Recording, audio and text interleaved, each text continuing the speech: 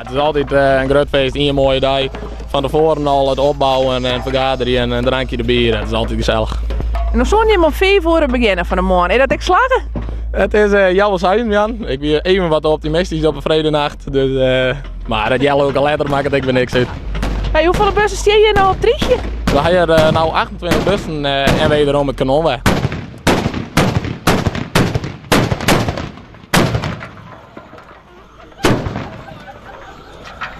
Ik hoop dat we weer gezoend naar hier in mei en dat we weer een prudde willen mee beleven. We in de boom en zijn naar hier!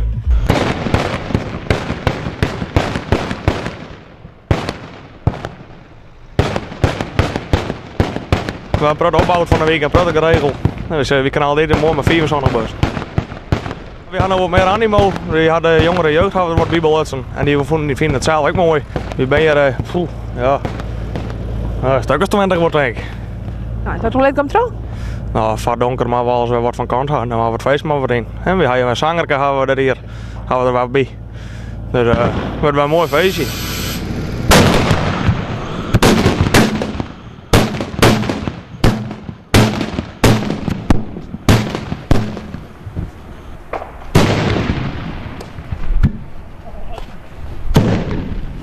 Hey, Miel Hoenekop, om het zo maar eens even te zeggen, het eerste startschot mocht je aan. Hoe viel dat nou? Ja, nou, dat is een hele eer natuurlijk. Hè? Ja. Is het nog wel jij erin? Waar ik een beetje zitten. Ja. Dat is wel, natuurlijk. Ik ben opgegroeid in de Hoorn, hè? Dus ja, een beetje zitten, ja, erbij.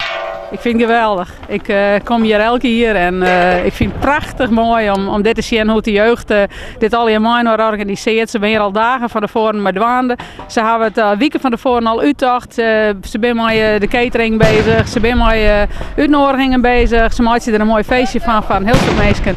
Ik vind het fantastisch. Ja, en dit voorkomt een hele prutte ellende met dit soort dagen, hè?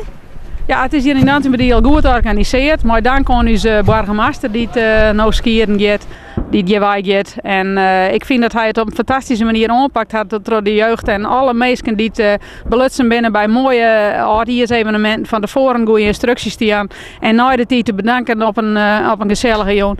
Het gaat het fantastisch. Ik heb voor 2014 nou wat nice op een planken verwacht. Ja, zeker. Een compleet album. Dus door het nog wel even. Ik ben eerst maar wat oren dingen gedaan nog, maar we zijn al naar je noemers aan het schreeuwen en we hadden al een stuk of 4 gelezen. Dus daar komen we in kwart met mij.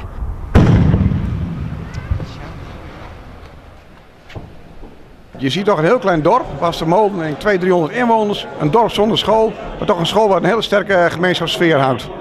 Is dat echt belangrijk voor Kollemerlaan, de gemeenschapssfeer in de verschillende dorpen? Ja, dat vinden we heel erg belangrijk. Hè? Dat je hechte dorp hebt, dat je sfeer, saamhorigheid hebt. Ja, dat draagt een dorp en dat vinden we op zich heel erg belangrijk. En we willen nog heel graag dat het dorp ook zelf initiatieven neemt om leuke dingen te doen in een dorp. Hè? Dus wat minder gemeente en wat meer aan het dorp openlaten. Ik wens alle luisteraars en kijkers van Edwin Werf een heel goed, maar vooral gezond 2014.